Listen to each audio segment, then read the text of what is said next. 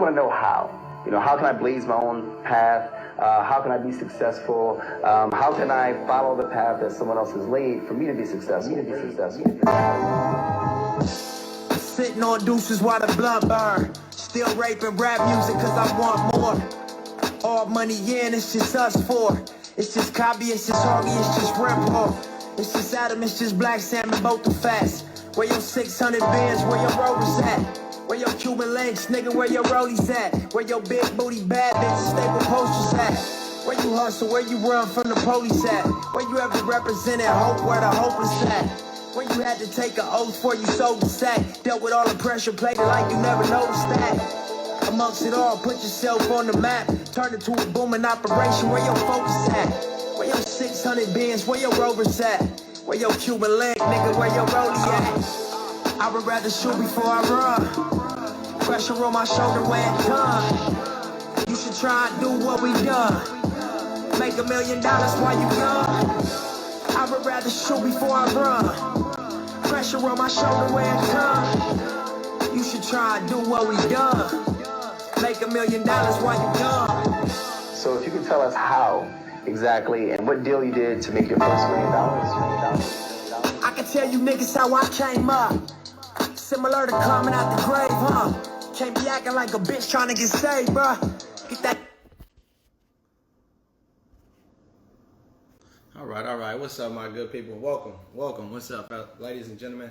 It's your boy Marcus Watson. We here for another magnificent good music Monday. You feel me? So I hope everyone had a great weekend. I had a great weekend. Got to spend some time with my son. Got him better. We worked out a little bit. You know, he's into the basketball wave right now. So what more fitting than to have one of the best basketball players to do it, you know, on today, so he can see it and so other parents can show their children this stuff right here. That's what we're here to do, bring some good vibes, good positive energy, and more insight and intellect on, you know, good people doing good things in this good world we living in. So yeah, we're gonna get to it because this should be some fun. I got you guys see every week I come with somebody special for y'all to get some more insight and intellect on these people, and you know, just acknowledge people that's doing good stuff out here. So today we have an NBA All-Star, one of the best defenders to ever do it. You know, the former number one NBA pick in the draft overall, like number one overall NBA pick in the draft, and a great father. You know, a great, you know, a businessman, family man. Just, you know, just a solid, all around solid brother. So, you know, let's do, without further ado, let's see if we can get my man, my brother from another, Mr. Kenyon Martin Sr.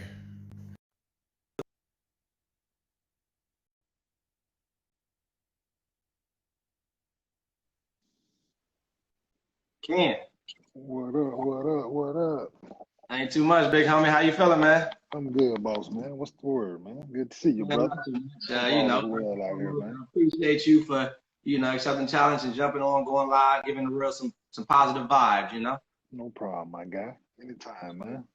That's my guy, man. And before we get to it, to let people know more about you or whatnot, I know for a fact that you're a big boxing fan, bro. So just wanted to know, get some insight from you. Any like major fights that you want to see happen right now? Man, there's two, I think. I want to see Shakur Stevens and Tank get it in. Yeah, okay. I don't know if they fighting at 130 or 135, either way. Right. And Bud and Arrow, man. Like, I know there's been a lot of talk, man, about who ducking who and who ain't ready for what. And right. I think the Danny fight was a good tune-up for Earl. You know what I'm saying? Yeah. He didn't come in with no slouch. I think he probably need one more fight before he mess around with Bud, just to make sure he's back all the way right. That's right. Yeah, because I think, I don't know if I was the only one that noticed it or if other people noticed. I was talking to like another friend of mine, and after they took the head, but after they bumped heads, yeah, Errol didn't seem like he was the same. No, you're right. It seemed like it a little bit. I never got a chance to talk to him about that, but I see what you're saying. Yeah, like, because that can trigger something else, you know, some Yeah, thought. because he hadn't took a real punch. I'm saying Danny can punch, but he's not a big puncher.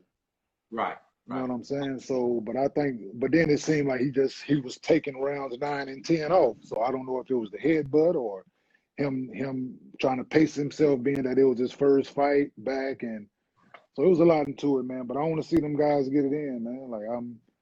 Yeah, And I want to see who and if when Canelo gonna get back out there with somebody yeah, serious, because that yeah, division he didn't ran through them. I'm saying like what he yeah, 167, 175, like he ran through them. I'm like, so yeah. who's next? Yeah, probably. Like I said, They gonna fight that's good. That's good, Benavidez bro. I or don't know if you what? heard. He, you know, obviously he jumped ship where he did a deal with Showtime. So, you know, the guys that fight over there could possibly be like Anthony DeRills, Caleb Plant, you know, Yeah, I mean, David Benavidez. I mean, and I hate that too, though. Like, I've been watching boxing forever, like you said, and now that I watch the UFC stuff and I see them dudes fight each other, like ain't no ducking.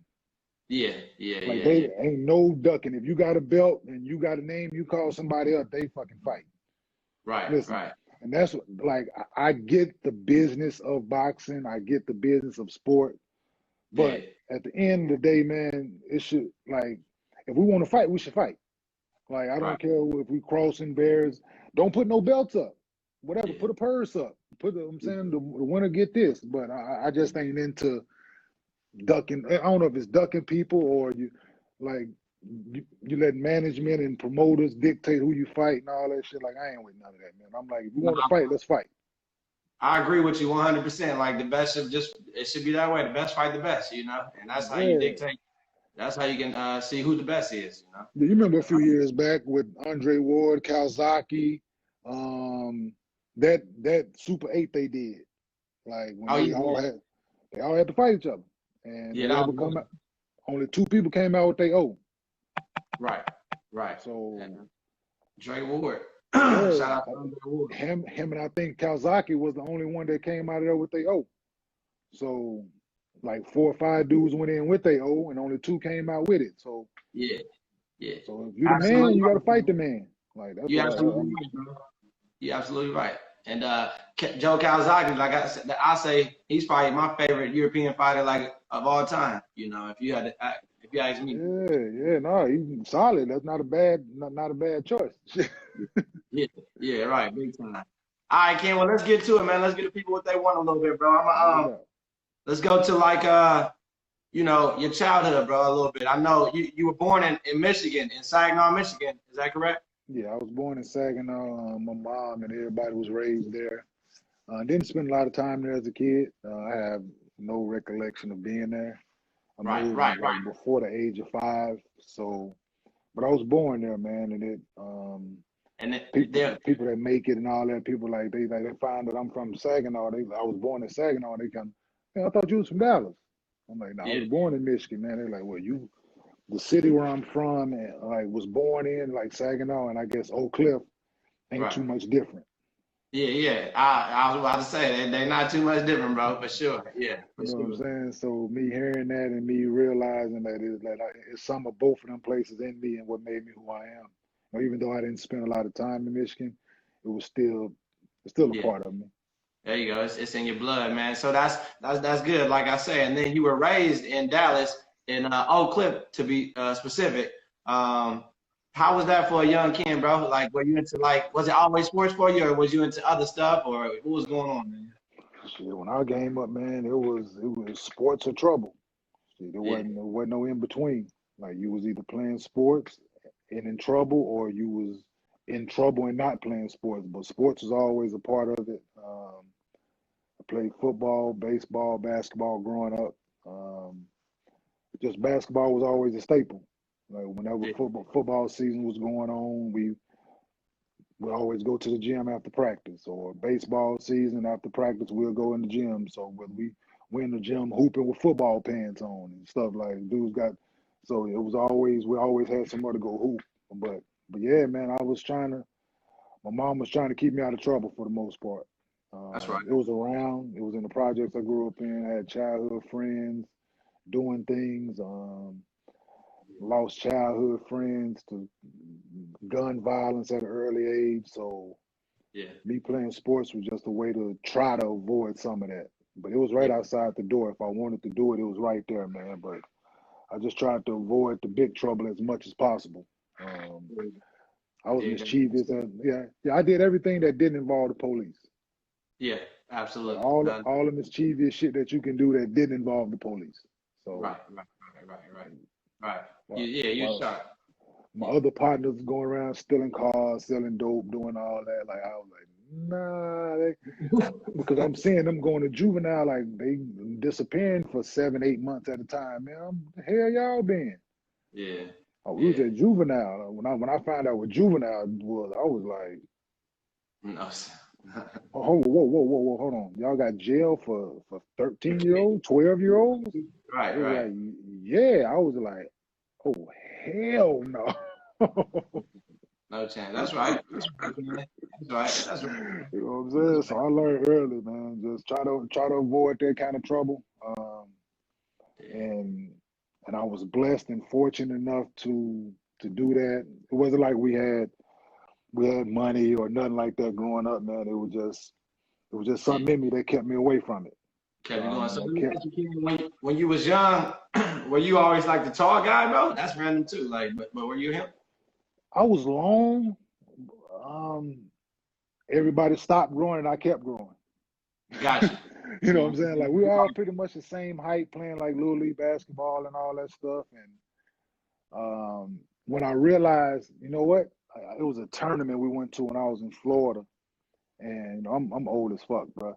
Like we had to be a certain height on a certain team. Right. So we got to the tournament, and the height limit at the time was like 5'7" for this tournament. I said, okay. So they put me on the table, and I fucking measured it like at 5'9". About how old were you? 12. Yeah, there you go. Yeah, I was 12, man. So they put me on the table and measured me, and I was too tall, and I was fucking distraught. Could you Right. imagine going way to Florida from Dallas? We on the team van and all that stuff. We go down there and play, and I can't play in the tournament. Yeah, that's So great. yeah, so they made up a game like we had like they played the tournament and they let me play in one game because the dude who played the tournament felt bad. Got you. I got you. That's nice of him. Good stuff of Yeah, him. But she was that. But that's good. And I bet you went crazy though. I bet you balled but out. yeah, I played hard like I always do. Had a few dunks, and all it was for me back then, man, was dunking and playing hard. Like that's about the extent of it. So, Yeah, but that's yeah, funny you man, say I'm on that. that table, man. They measure me, and I'm crying. But before the tournament, my little league coach, like he kind of had a sense that I was gonna be too tall, so he had me sleeping in chairs and shit. Okay. trying to Yeah, stu- you're right. trying to stunt my growth at 12. Yeah. Nah, he tripping. He tripping. Let him grow. Let him grow. That's cool. That's Yeah, good, kid. man. That's great. And since we right there, bro, I want to ask: did you were you when you were young? Did you play AAU basketball? It was when I first started. It was called biddy basketball. Okay. Like it wasn't AAU yet. It was biddy basketball, and we did Yeah. won a few tournaments. Can you hear me? It's losing a little bit. Is it me or is it? Yeah, because I'm crystal clear over here. I don't know if it's. You try to hang up and Okay, call me you right good. back. Um, we might get through. Let me see. Yeah, Yeah, Hank, let's do it. Do it right all right. back. Hold up.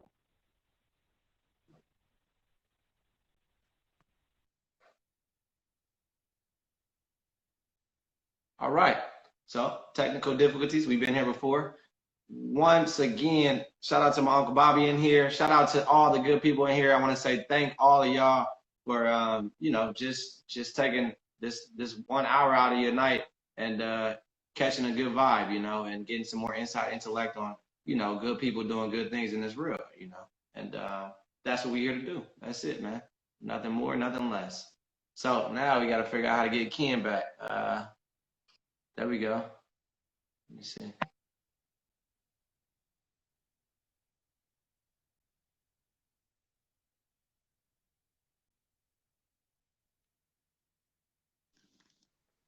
Ken, I got you.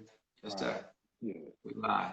But no, Yeah. that's right. But Biddy ball. Okay. yeah, but like I said, I was playing bitty basketball and we went to a few tournaments and all that, and I lucked up and got on the AAU team. Okay. A couple of my homeboys from the hood said I was in between schools, high schools, and they told me they was going to go hoop. They didn't tell me they was going to practice. So they had asked me if I wanted to come play. I went out there, and the dude who team it was came up to me after the fact, like, "Yo, man, like, who you play for? What school you go to?" I'm like, "Man, I don't play for nobody." Like, "What you mean?" I'm like, "I ain't got no school. Like, I'm in between schools." So he was like, "Word?" He was like, "Man, you want to come back tomorrow? Like, we got a team. Like, you want to play?" Like, it was far. Like, it was Allen County, like Collin County, which was so far away from Oak Cliff. Like, I had no idea this part of Dallas existed. Right. So my boy went out there. I'm like, man, he asked if I wanted to come back the next day. I was like, shit, man, I ain't got no way back out here. He like, I'll make a way for you. So he called a couple of dudes that he knew that was coming out their way. They brought me back out there. And he had his homeboy come that got this head coaching job at the school where I would end up graduating from. He got the head coaching job there. So he told this dude to come to practice. Nice. So he came to watch practice the next day. Like, "Son, what school you go to?" Like, I'm in between schools. So they made Perfect. it. Yeah, but the AAU team, that was my first time with the whole AAU experience. Like, Okay. so I played Okay. for Reebok. It was a Reebok team that the dude was running. It was a Reebok program. I got you. So did Yeah. that, man, and made that team and did a few travel trips before my senior year. I could only play AAU basketball one summer. Yeah. I got you. Okay. So So did that and went on a few trips and was in front of the right people. yeah. See, there you go. That leads me to what I was gonna ask you, Ken, right there. Well, first, before I ask you what I was gonna ask you about the AAU system, I want to know, and people want to know, can you give us like the most fun team you played on and the most competitive team as a youngin too? Because I know some of your people might be looking at it like before high We went school. on, yeah, man. I was 12. We was fortunate enough, man. They put it. I grew up playing at the Salvation Army, which is our local rec. It was like the YMCA to Y for us, but it was the Salvation Army. We had a gym. So Gotcha. we took like two teams from a couple of different Salvation Armies in Dallas. We took a 12-year-old team and a 14-year-old team, and we went to Europe, went to Helsinki, Finland. Gotcha. So that was pretty much like the first time we did some real traveling. So that was probably the best team I played on, the most exciting team. A bunch of like some of the better players, 12-year-olds, if that's a thing. Uh, 12-year-olds from the area, 12 and 14-year-olds from the area. Yeah. And I was on the 12-year-old team, and I don't know if you're familiar with Maceo Baston. He went to Michigan, ended up playing Yes, for sir. the Bulls. So he was on the 14-year-old team. Okay. Okay. Yeah, That's so it just worked out that way, man. But yeah, that was probably the best team and the most exciting games we had, man. Playing teams from Puerto Rico, okay. like did was like yeah, at an early age, like them dudes I can got go. They play hard, they aggressive, they strong. So playing against them at an early age was like real competition, real fun, and damn near fighting because it was so competitive. So you. Yeah. that was the best basketball that we played as a youngster, man. Against teams from Puerto Rico. That's fire. That's fire right there. Shout out to Puerto Rico, man. You know, Yeah, Danny you know what I'm Garcia, saying? Puerto Rican, man. Shout out to Yeah. Nah, Puerto Rico. they built different. Trust Yeah, yeah, yeah, exactly. So, all right. Now I'm gonna leave it here on the AAU system. Would you recommend now, because you have a son as well, and I'm sure he might do the AAU system or whatnot, but a lot of people are doing the AAU programs. Would you recommend that for parents, or to put their kids in there? I would. It's good exposure. Yeah, It's just making sure that the program is ran right.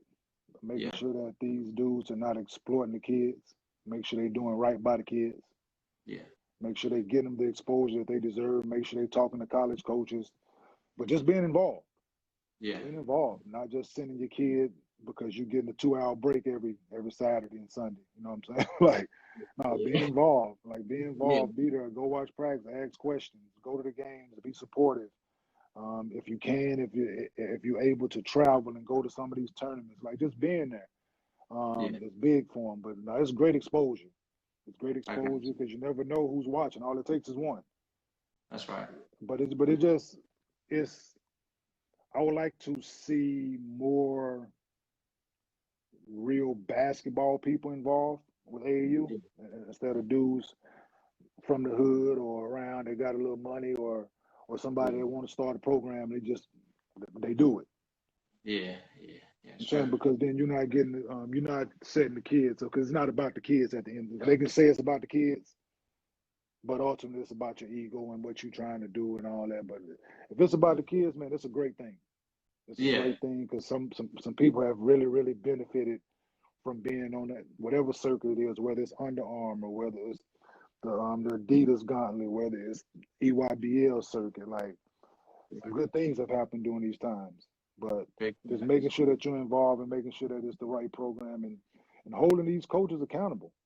Yeah. You know, not Yeah. just like I said, not just sending your kids there and holding them accountable. Make sure they Yeah. teaching your kids the game. Make sure they learn like your child is learning something from that.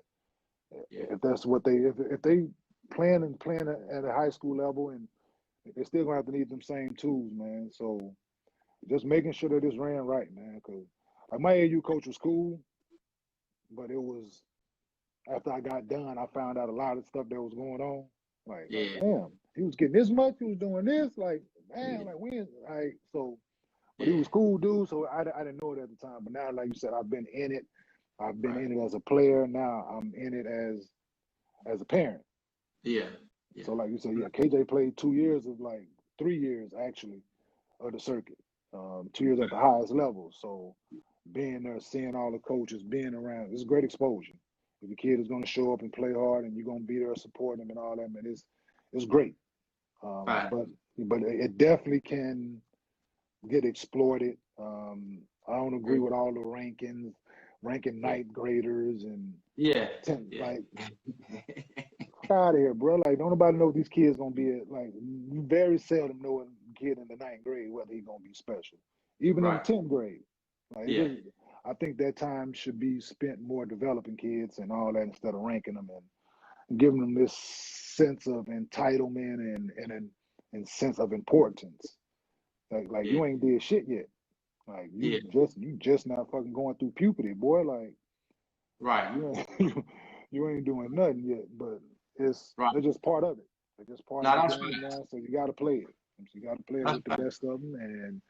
But I would definitely recommend it if you're gonna be involved for parents to do it and just find the right program for your child. There's a lot of programs out there, but just find the right one that's right for you and your child, man. Big facts. That's perfect, bro. That's well said. Facts. I like that. Shout out to my Already, brother Lenny Brown in here. His birthday was Saturday. Happy birthday, LB. Shout out to my brother already. Brandon Watson in here. B Waddy, he in here. Be wide.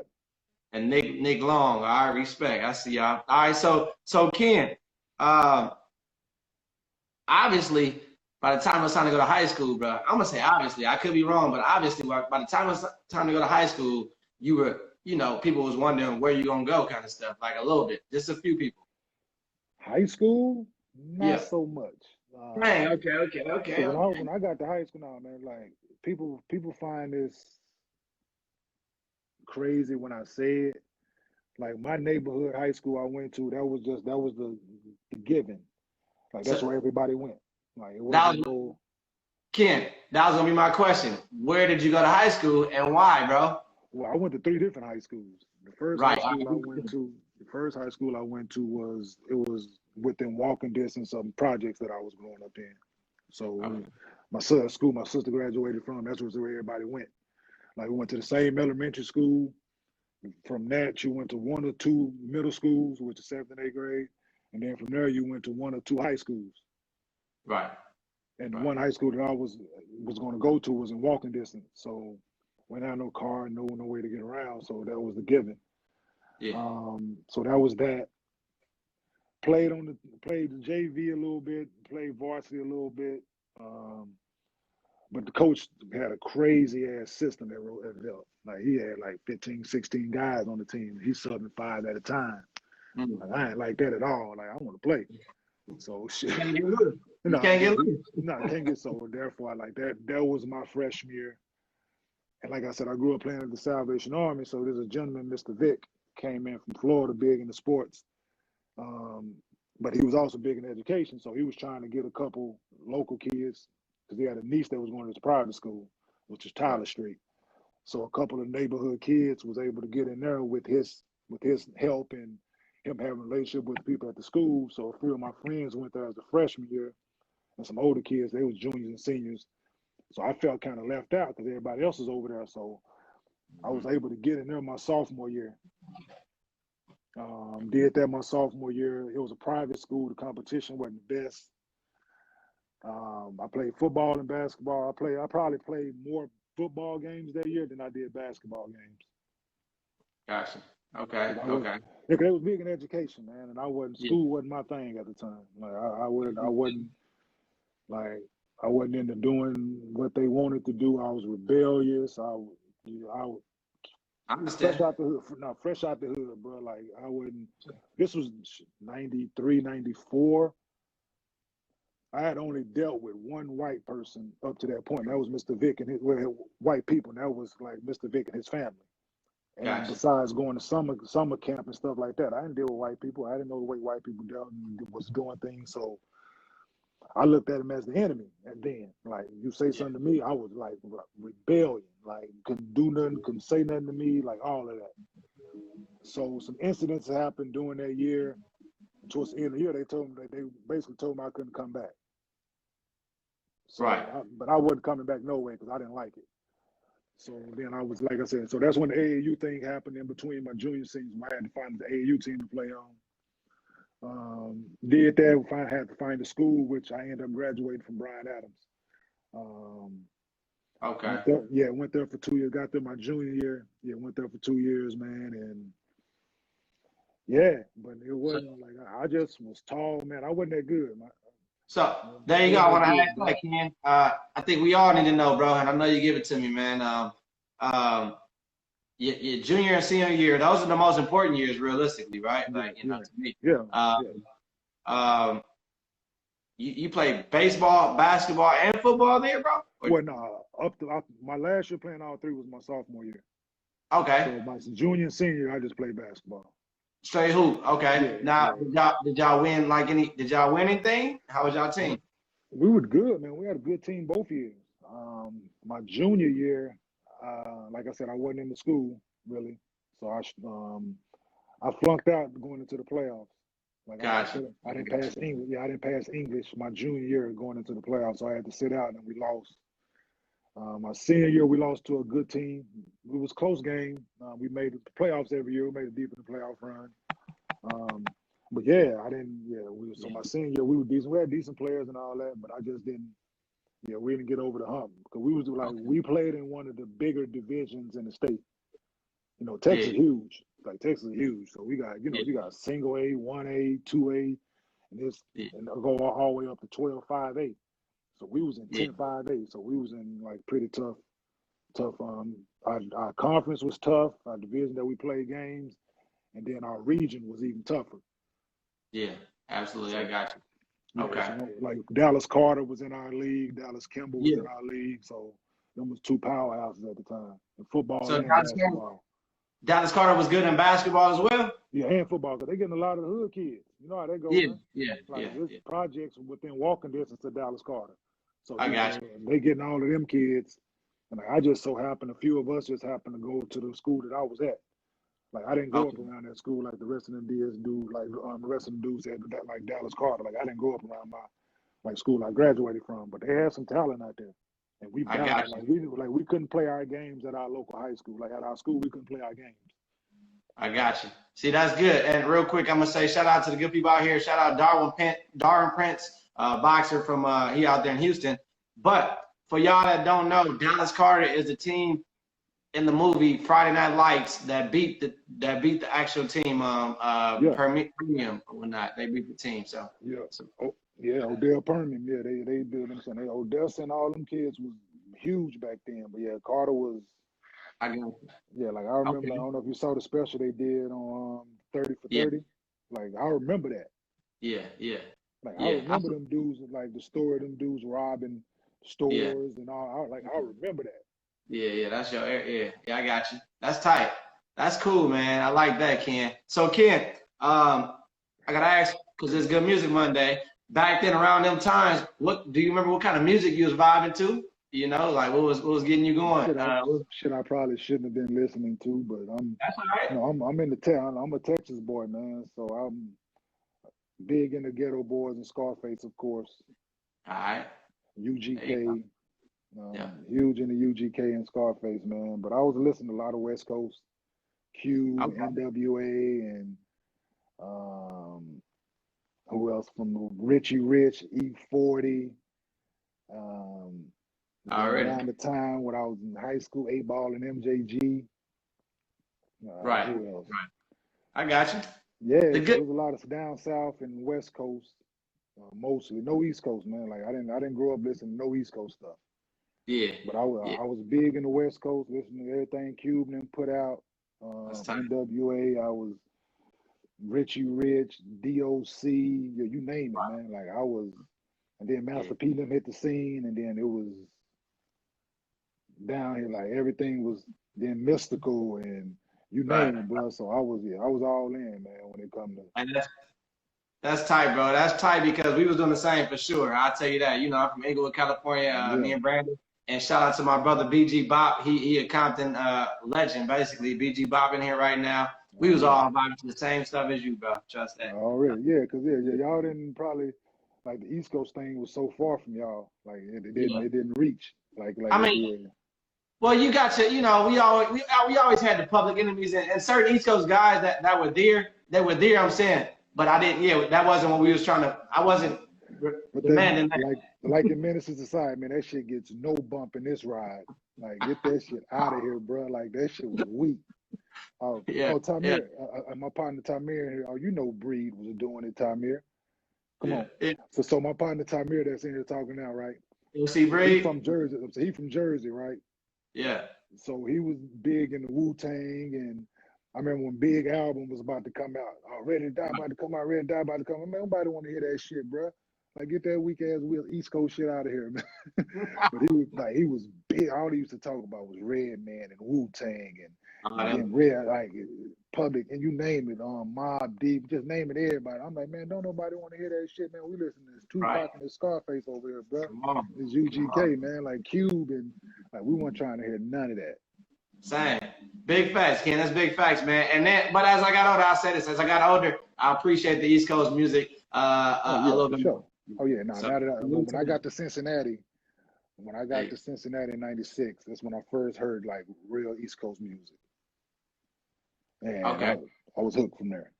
See, well, there you go, Ken. That's perfect because my next question, after you did your thing in high school, you know, you could have went to probably a few schools, but you chose Cincinnati, University of Cincinnati. What made you choose Cincinnati, bro? Shit, well, they chose me, honestly. Okay, it wasn't. Okay. Yeah, no, I had when I was like the time that I spent AAU playing AAU, I was getting recruited by some big schools, but then they you know, then if you didn't have your test score, like your ACT, SAT, and your grades, like teams stopped recruiting. Yeah. And like I mentioned, like I wasn't in the school. Like I was really like I just wanted to hoop. So a few teams find that like I didn't have my grades and my test score and all that, so they stopped recruiting me. Right. And Right. it was Okay. like, damn. So then, but Bob Huggins was one of the few people that stayed in there because back then it was like if you didn't have no grades, everybody assumed you're going to JUCO. Gotcha. Because me being from Texas, it's a big JUCO state. Yeah. So everybody assumed I didn't have grades that I was going to JUCO. Right. So, but Bob Huggins stayed in there, man. He saw something in me. He was able to figure out a way where he still recruited me. And then once I told him I was coming, and he found a way for me to get enrolled in school and still be able to go to school and work out and all that, because I had to pass my test before I could play. Right. But like I was just saying a minute ago about the AAU circuit, like all it takes is one. Yeah. And Bob Huggins wasn't there to recruit me when he saw me play. there Yeah. watching other people. Right. Like I'm saying, they were there watching other people. So I just played a certain way, and I just realized at the time when it was to make a decision, like JUCO wasn't for me. It was a good place, Yeah. like, but junior college wasn't. Somebody said it was JUCO, junior college, man. Like, yeah, so it's junior college. So, but now JUCO wasn't for me, man. And I realized if I would have did that, I would have had to go somewhere around Texas, which was Yeah. too close to Dallas, and it wouldn't have been good. Like for me to be this close to Dallas, and I would have been back all the time, man. So I need to get as far away from Dallas as I possibly could, because things wasn't all good at the time, as far as finances and a bunch of situations. So Yeah. I had Nah. to, I had to get as far away from Dallas as I fucking possibly could, bro. No, that's perfectly put, Ken. And trust me, I can agree with you more than you know, bro. Because the reality is, I'm a JUCO guy after high school, and it worked. But I never really finished, as far as baseball goes, because it was too close to home. Seeing too many people that I knew still. So I understand different strokes, different folks. Yeah, no, like I said, some other people like it worked for. And Bob Huggins had some people that went to JUCO that played well, that did well for themselves, and other people. But I'm like, man, I can't do this because I knew what it was gonna be. Yeah, yeah, But for me to go to Cincinnati, man, like I graduated high school and I was in Cincinnati 2 weeks after I graduated. yeah, yeah. That's right. Okay. So then, all right, there you go, Ken. So you go ball out at Cincinnati. You won like some type of college player of the year. What was that, bro? Some type. I won all of them. Yeah. Talking all of it, Yeah, right? you name the college of the year, college player of the year awards. I won all of them. It was You unanimous did that, sweep. right? Yeah, it was How many unanimous years sweep. did you stay there? 4. Like I had to stay Okay. at school for 4 years, man. So my freshman year, like I said, I came in late. I didn't start right away. I found out I passed the ACT on my birthday, my freshman year. Hmm. So December 30th, I got the news that I passed the ACT. The team was in Puerto Rico at the tournament. They came home. I started practicing and was down here from there, man. Like I was able to get sparingly minutes my freshman year. I Yeah, started a few games toward the end of my freshman year. I averaged 3 points as a freshman. yeah.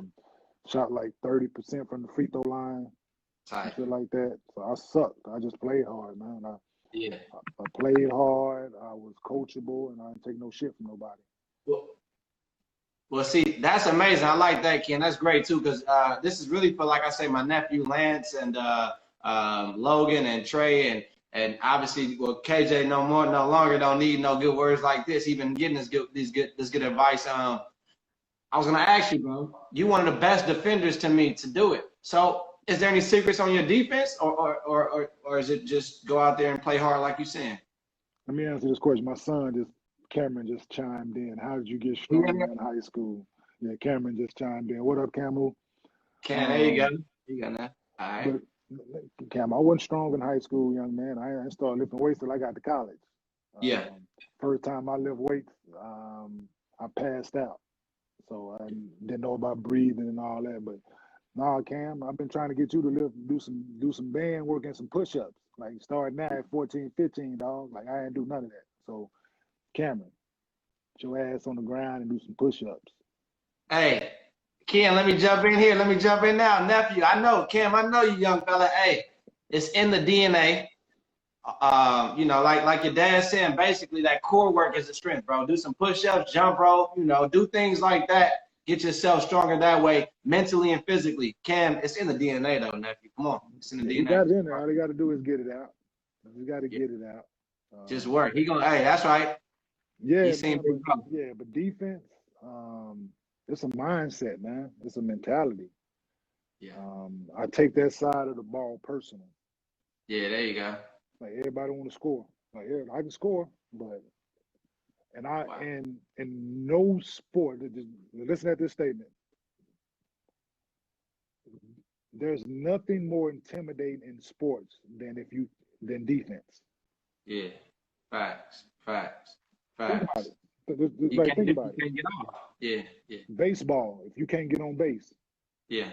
Football, you can't score. Yeah. Soccer, you can't get the ball in the net. Basketball, you can't Man. think about it. There's nothing more intimidating in sports than defense. Damn. Hey, Ken, that's perfectly put. I had Trevor Reeves on here a little while ago, and I had the pleasure to see him. We the same era, same Yeah. time, and I was wondering, like, he's labeled as a defender. Um, I didn't know, like, because I didn't see him doing too many like practice drills to get him better on defense. But he said the same type of thing. He take it personal, bro. He's not gonna get. First of all, you're not gonna get shredded. You don't want to go out there and get toasted by anybody. Oh And yeah. and shout out to Brandon Watson in here and my boy Tyree Scott. They're the same way. They gonna play ball. T. Scott, they play on that Yeah. team. They gonna go out there and they just want to play. They don't care about getting crossed, none of that. Nah, we about to try to get this dude. So Yeah, we're I gonna get what you strap it up, said. man. We're gonna strap up, and like I Yeah, said, and Trev the same way, man. You got to take it personal, bro. Like, yeah. not a lot of people care on that side of the ball. Okay. Okay. That's tight, Ken. So all right, look, so then after that, after you balled out, you entered the NBA draft, So when you were entering the NBA draft, I was in 2000, I was entering high school pretty much, And you end up going number one overall. Y'all heard me, ladies and gentlemen. Y'all heard me right. Number one pick overall. What was that feeling like, bro? And did you know you were gonna go number one? Like, what was that? What was that like? To answer the first part, the feeling of that is unreal. It can't be described. Coming from a lot of people come from hard situations and circumstances, man. But mine was like I knew what I had been through. I knew what trials and tribulations and heartache and everything that I had been through up to that point. Right, And for me to be in that situation, that moment was a possibility that I was gonna get drafted, man, was unreal. And the right. possibility of being drafted number one was even more unbelievable. Mm-hmm. So and did I know I was gonna get drafted number one? It was a lot of talk about me being number one. I had put the work in. Even though me getting hurt my senior year, me tearing the ligaments in my ankle and breaking my leg my senior year, I had put the work in. Yeah. So people were still questioning whether is he gonna jump the same? Is he gonna be as explosive as he was? Is he like it was a lot of question, a lot of doubt. But Right. at that particular on draft day, man, I was ready for it to come. And it was one of them situations where the Nets had the first pick in Vancouver at the time. They were still in Vancouver. The Grizzlies were still in Vancouver at the time. Right. It was like, if the Nets do something crazy by not picking you number one, you won't get past us at 2. Yeah. So I had a little relief in that instance, but still, you want to be the number one pick, man. Like, I was there. I had put the time in. I had worked my ass off to get to that point. But yeah, of course, you want to be the number one pick, man, and not my name and my legacy goes down with a bunch of greats. Yeah. Me being the first Absolutely. overall pick. There's been some bums, trust me, that went fucking number one. Like, been some real live bums, but Yeah. But still, you can't they be went mad number at one. them. No, they went number Right. one. Somebody saw something in them. You know what I'm saying? They went Yeah. number one. You know what I'm saying? So Yeah. can't nobody take that away from me or them. There you go. There you go. Like that. There you go. Shout out to all the number ones, no matter what. It's been some bumps, some busts, but you were definitely not one of the busts at all. No, nowhere near. But like I say, Brandon taught me when Brandon was playing pro ball, I used to get mad when certain guys was getting called up and not him out the minors. Yeah. He'd be like, "Well, don't be mad at them too much. They in the grind like me. Yeah, because Even if it's just everybody's situation and so like you said before, everybody's route is different, everybody's path is different, everybody's route is different.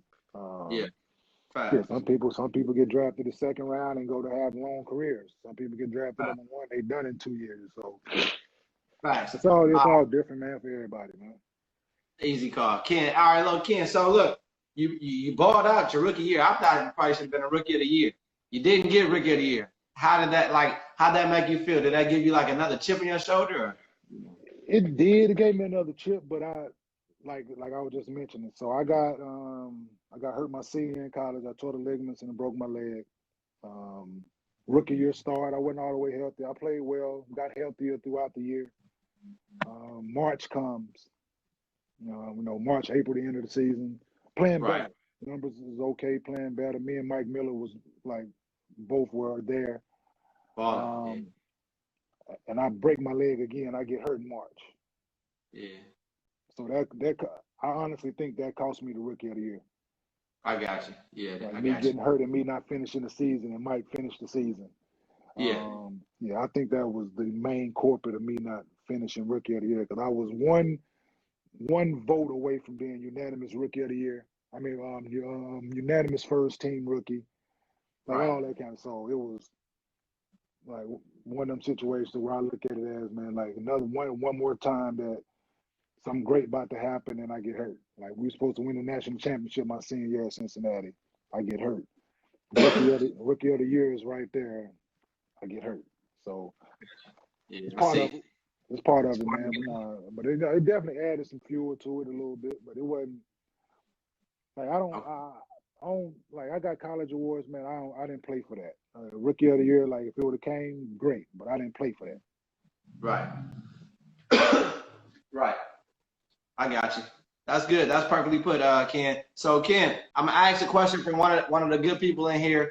I'm not sure if this is the. I mean, you know, no question is a dumb question almost. So, Ken, KB Hask said, "Who did you like dunking on the most?" Whoever, bro. To be honest, you stepped out Yeah. there. Like to be honest with you, but of course, the bigger the better. Mm-hmm. Like everybody, ain't nobody exempt. You step out there, ain't nobody exempt. But Right. the bigger the better. Right. Right. So I got Sean Bradley, 7'6". you. Sean Bradley. Yeah, like the bigger the better, bro. Like Yeah. that's my thing. But Okay. I wanted to get everybody. Like especially Okay. like if you was a shot blocker, if you was looked at as a shot blocker, yeah, I wanted your Need scalp. that. Yeah, we need that. We need that. I got you, Ken. I All wanted right. your fucking There you go. scalp, bro. There you go, KB Hash. There you go. All right, so I want to ask you, Ken.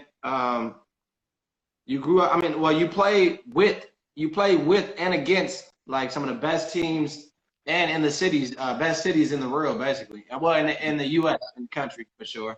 First, my question to you, Ken, would be, can you give us three teams? Three of the your top three teams you played on, bro. Your top three teams you played on, and three top cities that you love to play against for some random reason. You know, Of course, my Nets team, man, we had a chance to be pretty good. Had management not fucked around and didn't resign me, that's that's a whole my nother story. situation. Yeah. My Nuggets team with AI, that was a pretty good team. It was more fun off the floor than on the floor at times, but we had a blast, man. Melo And too, right? Melo was on that squad, right? yeah, I was young. AI, yeah, it was Smith, J.R. Smith. JR, yeah, it was a bunch of us on that team. DeMar Johnson, it was a bunch of us. Yeah, that And was fun. I then remember that fun times for us too, around off the court. yeah, definitely. So imagine, yeah, like I said, it was probably more fun off the floor than on the floor, which is Yeah, that's my guy. And then when Chauncey came to Denver, man, that team was like we had a chance to go to the finals, man. Had we not threw the ball away twice against the Lakers in the Western Conference Finals. But yeah, so Chauncey came in and settled things. So definitely the team with AI and Big Shot on it, man. Them Nuggets teams and then my Jersey teams was pretty good. That's tight. And now give me three like cities, other teams that you didn't play on that you love to play in for some random reason. It could have been because they booed you so bad or whatever. Yeah, Dallas, of course, going to the crib and play. Okay. In front of people who saying that I grew up with and in front of Miami. I just like playing in Miami. Like, of course, Miami's Miami, but I like playing there. Like, I like the arena. I like the humidity in the gym. I get a good lather, and I just like playing there. You know what I'm saying? Yeah. And before I could go to New York and play, I like playing in the Garden. Like it was the Garden. Shout out to my man David Ortiz in here. He worked at the Garden. He been there about, I want to say about 15, 20 years too. So yeah. You know. And then like maybe another city somewhere like the people didn't like. I like shutting fans up. Yeah, that's right. So us playing in Boston, like when I was with the Nets, like being able to shut them fans up that was a remarkable feeling. Facts, big facts. Okay, I got you. That's clear. So Ken, let me ask you, can you give us any, a brief story or something, anything that resonates for you about the late great Kobe Bryant that you had a chance to play with? Like, is there anything that what would you say, like anything that you want to share with us, bro? I don't even know. No, just the person, man. Just the work ethic and the determination to be great Yeah, on and off the floor. yeah, Speaks volume from him. We all been through something, and for him to go through what he went through personally, bounce back from that, show perseverance, man, and not let people get to him. right. He was an ultimate competitor. He always brought the best out of me. Yeah, no, he's just an overall great dude, man, and it's sad that this world has that he has been taken Yeah, from us, and everybody doesn't get to enjoy that part of Kobe, the afterlife of that kind of vision and determination, man. It's a sad moment facts. in our Big, time that one of who we consider one of our greats, like our generation of greats, to not be here any longer with us, man, yeah, it'll be one of them moments that you remember where you were yeah, when you heard that news, or when you got the call, or big or fact. or, or Yeah, anything like that, man. So I was yeah, very, very fortunate and blessed, man, to be able to go to the memorial, man. It was beautiful. It was unfortunate, but it was a very beautiful situation. And I want to shout out his wife, man, for the courage that she showed in that time, yes, sir. for her Yeah, for her to be there and be that strong and supportive for their little ones, and for the world to see. right, right, Because right. like we all lost an idol and a friend and an icon and a mentor and a mentee. Like, we all lost that, but what they lost was Yeah, much greater. yeah, And for her absolutely. to Yeah, and for her to show that type of determination, that type of will, man, yeah, because not everybody in that situation will be able to stand up in front of people, man, and voice that.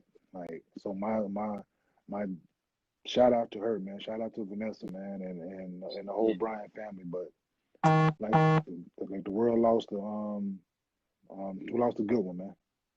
Facts. Hey, that's perfectly put, bro. Yeah, big shout out to Vanessa Bryan and Natalia. Basically, I understand what you're saying, and the whole Bryan family, man. Yeah, man, that was huge. Like, that was That's big, huge, Ken. man. That's big, Ken. So look, Ken, we got about like about 6 minutes left, but I want to say, Ken, we got to get to some good stuff. So real quick, briefly, let me ask. 15 seasons, bro. You played 15 seasons. That's not normal. I don't know if y'all know that, but that's not normal. And you did 15. Is there any secret like recipe to longevity, or was it just happened like that? No, it just don't happen. Um, It's chance, being blessed, hard work, a little luck, yeah, finding yeah, being in the right situation. yeah, Um, yeah, yeah, like, yeah. it's hard to get in. It's even harder to stay. Facts. It's a draft every year, huh? Yeah, and it's turning around, like, every year. You're getting 5, 6, 7 new teammates every year. Facts. So that's dope. Um, Yeah, but yeah, yeah, no, yeah, just being able to stay in it, man. Just hard work, keeping your head down, grinding, and staying professional, man. Like, you can be who you yeah, want to be and be your own person, but just remaining professional. And people can say what yeah, they want to about me throughout my career, but they never can say that I was unprofessional. Like, showing up on time for something, being held accountable. You know what I'm saying? So yeah. that's, yeah, just remaining professional, man, and just working on your craft. I like it, bro. I love it. That's well put. I always got to reference back to Brandon, because Brandon was my Of pro in my course. family, and Brandon said that the reality, do the things that you can control, and That's and work hard. That's your work there you go. ethic, and that's you being professional, man. Everything else is Yeah. out of your control. And you did that. You did that to the highest ability. You did that to the Appreciate highest it, ability. brother. You can. Hey, Ken, let's fast forward 20 years from the day from when you got drafted, the year you got drafted. 20 years later, your son KJ gets drafted, bro, to the Kings. I saw it too. I was watching it. I was so happy he got drafted to the Kings, but they ended up getting traded or whatnot, and now he's with the Houston Rockets. But how was that for you? I gotta ask. Like, what was it feeling for you when your son got drafted, bro? Better than the day I felt on my draft. Mm-hmm. Like, it's not even close to the emotion and proudness that I felt in that moment, man. I was so happy for him and the hard work that he had put into it, man, and to see your eldest child's childhood dreams come true. Right. It doesn't do it, like, words doesn't do it justice, man. Like, I was so happy for him, and like I said, I've seen it firsthand, the work that he's put into it. Facts, yeah. And to be there in that moment, and like words, like I said, words can't describe it, man. So I'm excited for him. He has a bright future. There you go. And we're gonna ride this thing out, man. I told him your goal is to play longer than I did. So that's what easy call. We all in it with you too, Ken. You know that all of us. Already, y'all been there for a long time now, but y'all been with me. Hey, they've been kids, babies. Y'all been around, man. So trust me, it takes a village, man. Y'all always been supportive, and in whatever moment there has been, and y'all always looked out whenever we needed something. So for sure, it takes a village. Hey, Ken, you gotta tell him real quick too. You gotta tell him he owed me a court though. He owed me and Brandon a court a long time ago. Look. It's funny. That's why I said I was gonna bring it back up. You said when you was about 12 or 13, you was dunking or something like that. So it just dunks for you. But KJ had just learned how. I mean, he must have just started trying to get to dunking on the regular court. So we had a court in the house in Calabasas, and he came over, and sure enough, he was planning to get some little other kids around. But he like, man, I need to practice. And the young man, he wasn't about nothing but 13 or something, you know. So, he dunked and broke that motherfucker, and guess what? We was happy though. Me and Brandon was happy. We was just like, hey man, that mean he focused. I tell him he got an outstanding bill out here. He got an outstanding balance out here. You need to pay. hey, Ken, big facts. Hey, Ken, look, I think we about to get booted off. Two things real quick. I want to know. We'll hop back on and do the music. I'm saying, do your flag. I know we do it again. It's great. I love you, bro. That's right. But. How can the people follow you follow you? And I know you got some stuff going. How can they follow you? It's Kenyon Martin Sr. on everything, man. Instagram, Twitter, you name it. Got a new podcast, man, Neat and Unfiltered. Y'all subscribe, man, to that. You won't be disappointed, man. It's fun, it's loose. It's me being able to give my opinions, man, talk to some good people. Yeah. A lot more to come, man. We 3-4 episodes in now. Got more to come, man. There's a lot more to come. You won't be disappointed, man. It's not just about sports. It's a lifestyle podcast. So Neat and Unfiltered, man. That's what it's. Neat and Unfiltered. Neat and Unfiltered. I play the game and I listen to it, bro. And you doing great, bro. You keep up the great work. Hey, Ken. We usually play a song, but we about to go in a second, and this is too much good stuff for everybody. So. My favorite song, bro, one of my favorite songs, I was going to play Michael Jackson. Pay homage to the late great Michael Jackson, Man in the Mirror. That's just a good one I like. I don't know why. But now you give me one of yours, bro. Oh, man, you went Mike on me? Yeah, anything. Man. I was going, why? You went Mike on me? So let's go Anthony Hamilton, The Point of It All. That's my dog. There you go. All right. And there you go. And just like that, it's Good Music Mondays with Marcus Watson and Kenyon Martin Sr. Y'all have a wonderful night, wonderful day. Everybody stay blessed. Nothing but love, peace, and respect. All right? Yes, sir. You stay safe out here, Marcus. Love you, bro. Yes, love. Thanks.